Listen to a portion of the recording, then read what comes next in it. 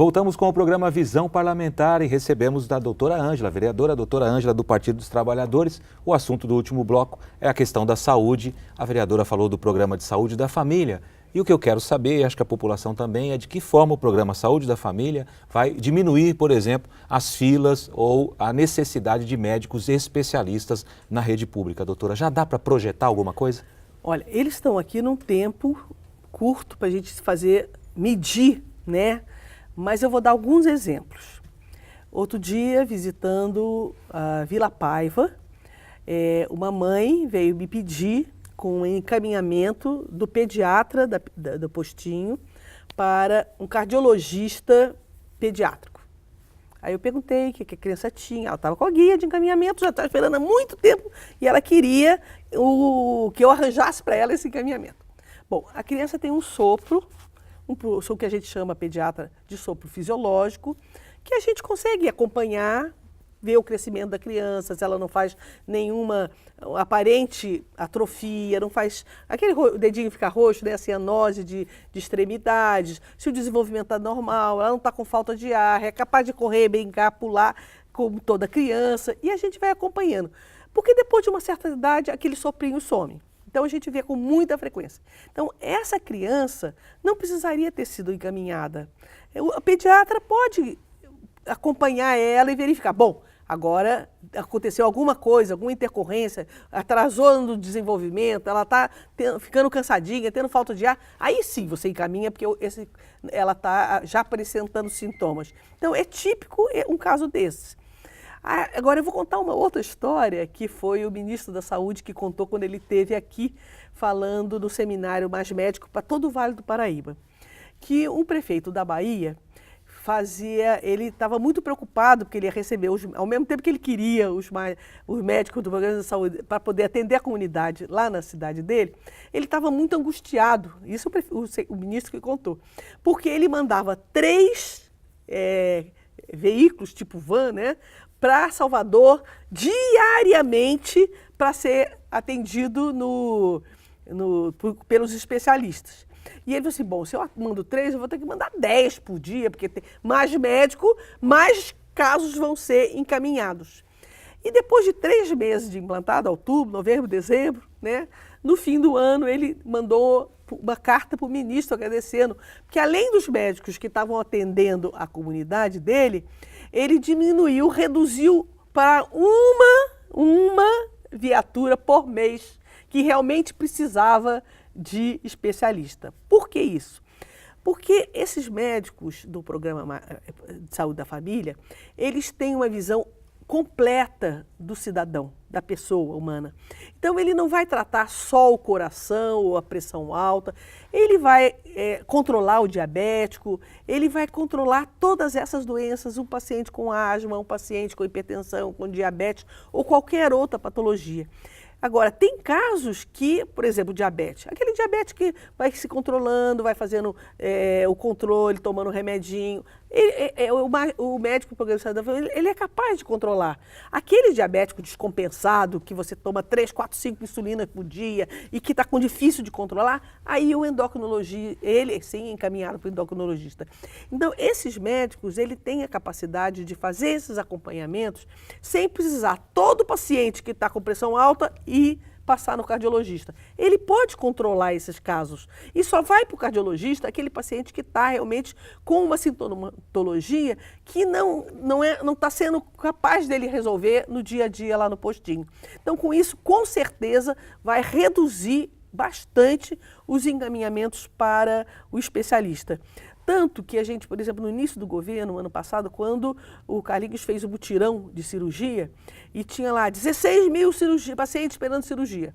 Realmente tinha muitos pacientes que precisavam de cirurgia. Mas, por exemplo, os pacientes que precisavam de ortopedia, a grande maioria não precisava de cirurgia, ele precisava de um ortopedista e estava sendo encaminhada para o cirurgião para fazer cirurgia. A mesma coisa com o endócrino. 60% dos pacientes que estavam encaminhados para o endócrino é pacientes obesos que não precisa de um endócrino, ele não tem descompensação de glândula endocrinológica para poder fazer um tratamento com endócrino. Ele pode ser acompanhado por uma enfermeira, por uma nutricionista, está acompanhando o nível de glicemia, de colesterol, de todas aquelas dosagens para poder o médico clínico geral, esse generalista, fazer esse acompanhamento. Então eu tenho certeza que vai cair o número de encaminhamentos e aquela nova unidade de especialidade que foi inaugurada também recentemente lá no Banhado, né? Com mais médicos, que foi, não do programa Mais Médicos, mas mais no sentido de maior quantidade. Mais profissionais. Maior quantidade de médicos especialistas que foram contratados, hoje estão com 59 médicos das diversas especialidades, né, inclusive para tratamento de programa específico para doenças hepáticas, um ambulatório de feridas, então, doença do trabalhador. Então, esse novo ambulatório, com os profissionais contratados, que ampliaram o quadro lá, vai atender essa demanda, não só a demanda reprimida, mas também essa demanda que sempre continua. Eu trato de um, vem o outro.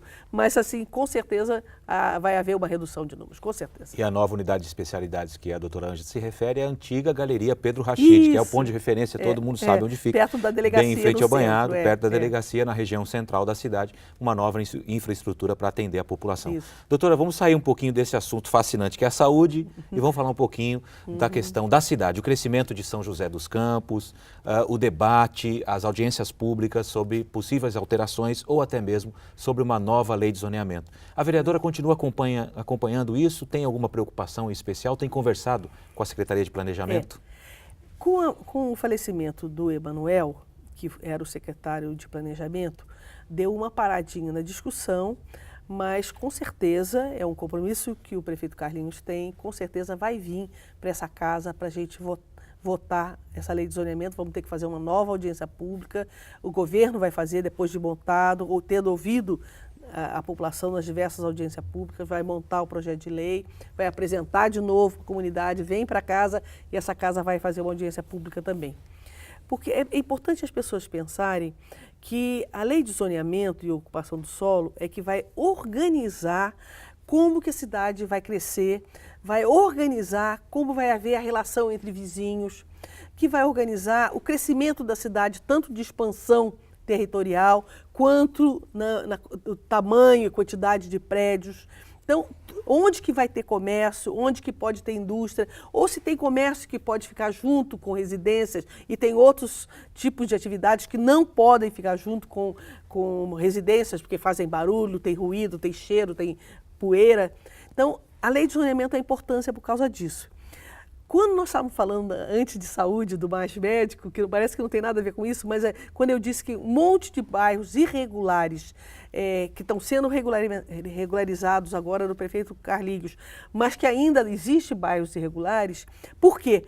A lei antigamente engessou a cidade no tamanho do que era a área urbana, tá? Que tudo que estivesse para fora daquilo era a área rural. Então, em área rural, na época, não se podia fazer loteamentos. Então, a cidade vai crescendo e ultrapassou aquela linha imaginária onde dizia, a partir daqui é zona rural. Então, foi construído inúmeros loteamentos que se consideravam irregulares, porque eles não podiam nem ser regularizados, porque aquela área era área rural, e que levou a esse caos que a cidade vive hoje, da quantidade de mais de 100 loteamentos irregulares. Então, ao mesmo tempo, a gente vê um bairro como o Aquários, que foi projetado para ser um bairro unifamiliar, quer dizer, cada terreno, uma casa com uma família. Isso daí fica projetada a quantidade de água a ser distribuída, fica a quantidade de esgoto a ser coletada, porque era um bairro para ser unifamiliar.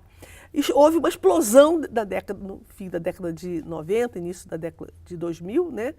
E com isso a dimensão dos esgotos, da água, dos encanamentos não dão vazão. Então, se a cidade é planejada de uma forma que neste bairro eu posso fazer tantos prédios e prédios de tantos andares para receberem tantas famílias que vão morar aqui, elas vão poder, esse planejamento vai poder possibilitar que o planejamento de água, de esgoto, das vias, o tamanho das vias, né? Até o transporte coletivo, tudo isso vai ser planejado. Então, a lei de zoneamento e ocupação do solo tem esta importância. Eu pensar que cidade que eu quero morar. Como que eu quero me relacionar com os vizinhos? Como que eu quero me relacionar com as atividades econômicas que geram emprego que são necessárias para a cidade? Tudo isso é discutido. É lógico que quando você faz uma lei dessas, você tem disputa de interesses. Eu não quero na minha casa um prédio enorme que vai tapar o sol da minha casa, né?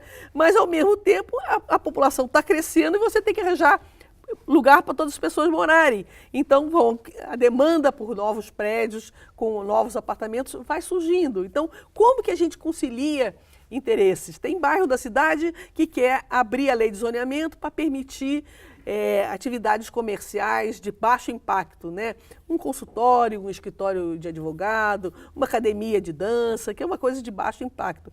E, ao mesmo tempo, naquele mesmo bairro, tem moradores que não querem nenhum tipo de atividade comercial. Então, são conflitos de interesses que a lei vai ter que estar mediando a quem interessa mais, porque tem um conflito. Alguns interessam a favor, outros interessam contra, mas dentro do desenvolvimento da cidade, né, daquele bairro, de que forma que ele foi imaginado há muitos anos atrás, agora a realidade é outra. Às vezes você tem que estar, a prefeitura ser uma mediadora de conflito, e a lei vem para isso, para mediar conflitos e regularizar essa relação entre o que a população vive, ou como que ela quer viver, ou o que o desenvolvimento vai trazer. Muito obrigado, doutora Ângela. Nós chegamos ao final do programa, né? O papo estava tão interessante aqui e o tempo voou. E ele nem me interrompe, deixou eu falando. Não, deixei a doutora explanar à vontade. Obrigada. Bom, nós chegamos ao final de mais uma edição do programa Visão Parlamentar. Na próxima semana, mais um convidado, outro vereador, para falar dos projetos, para falar dos assuntos da nossa cidade. E a doutora Ângela, naturalmente, volta também em outra oportunidade. De novo, muito obrigado e a você, até a próxima.